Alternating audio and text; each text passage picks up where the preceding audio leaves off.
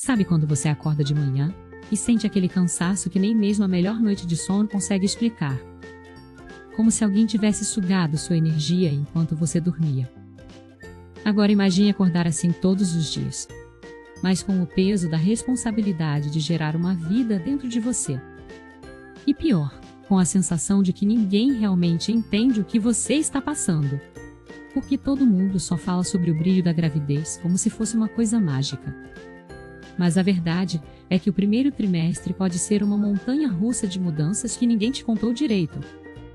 E é sobre isso que a gente vai conversar hoje. Você já se sentiu assim? Como se estivesse perdendo o controle do seu próprio corpo, enquanto todo mundo ao redor te enche de palpites sobre o que você deveria ou não fazer.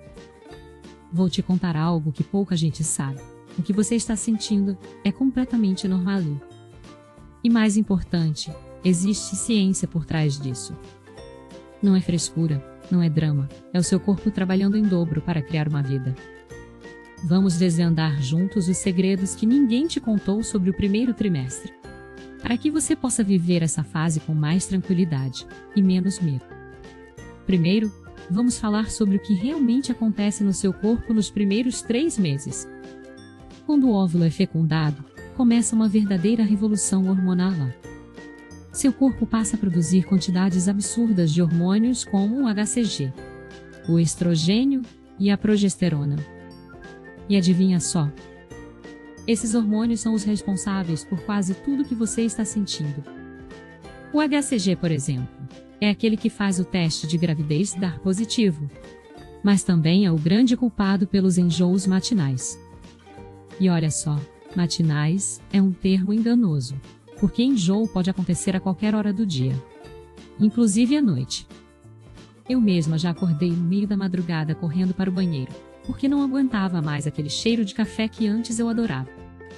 A progesterona, por sua vez, é a responsável por deixar você tão exausta. Ela relaxa os músculos, inclusive os do útero, para acomodar o bebê.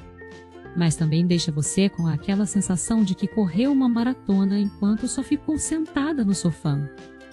E tem mais, esse hormônio também afeta seu sistema digestivo, deixando tudo mais lento. Então, quando você come algo que antes não te fazia mal, agora pode ter azia, gases ou até mesmo constipação. É como se o seu corpo estivesse em modo poupança de energia, priorizando o bebê, em vez de você. E sim, essa sensação de que você não é mais dona do seu próprio corpo é real. Mas calma, eu vou te explicar por que isso acontece e como você pode lidar com isso. Outra coisa que ninguém te conta é que o primeiro trimestre é quando muitos dos medos e inseguranças começam a pipocar na sua cabeça. Você já se pegou pensando: será que meu bebê está se desenvolvendo direito?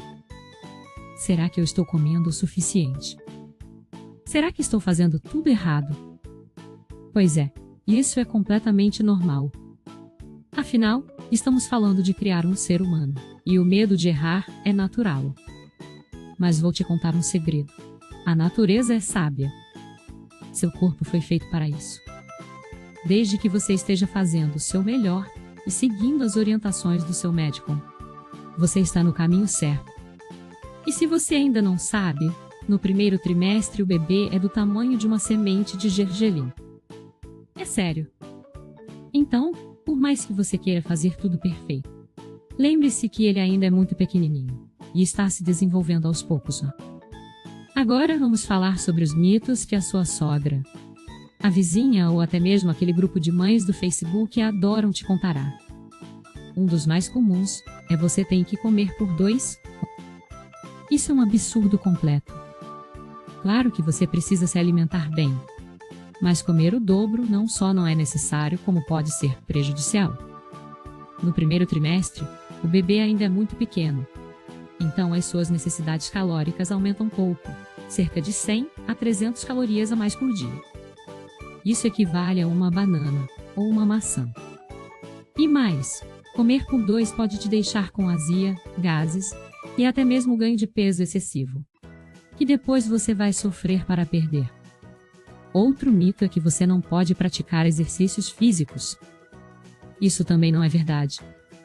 Na verdade, Atividades leves como caminhada, yoga pré-natal ou até mesmo natação podem te ajudar a se sentir melhor, reduzir o estresse e até mesmo aliviar os enjoos. Claro que você deve sempre consultar o seu médico antes de começar qualquer atividade. Mas não é porque você está grávida que precisa ficar deitada o tempo todo. Eu mesma continuei a fazer minhas caminhadas diárias até o 7º mês. E isso me ajudou muito a manter a energia e o bom humor. E tem aquele papo de que você não pode tomar nenhum remédio, nem um simples analgésico. Isso também é um exagero? Claro que você deve evitar medicamentos desnecessários. Mas existem opções seguras que podem te ajudar a aliviar dores de cabeça, azia ou até mesmo enjoos. O importante é sempre conversar com seu médico antes de tomar qualquer coisa. Não é porque algo é natural que é seguro. Por exemplo, o gengibre é ótimo para enjoos, mas em excesso pode causar azia. Então, tudo na medida certa. Agora, vamos falar sobre algo que pouca gente comenta, mas que pode ser muito difícil: os enjoos. Eles podem ser tão intensos que você se pergunta se está grávida de gêmeos ou de um dragão. Mas a ciência explica que isso acontece por causa daqueles hormônios que eu mencionei antes. E o pior é que eles não escolhem hora para aparecer. Você pode estar no meio de uma reunião importante e, de repente, sentir aquele cheiro de comida que te faz correr para o banheiro. E tem mais: os enjoos não são só matinais. Eles podem acontecer à tarde, à noite ou até mesmo durar o dia todo. Eu mesma tive uma amiga que só se sentiu melhor no 5º mês.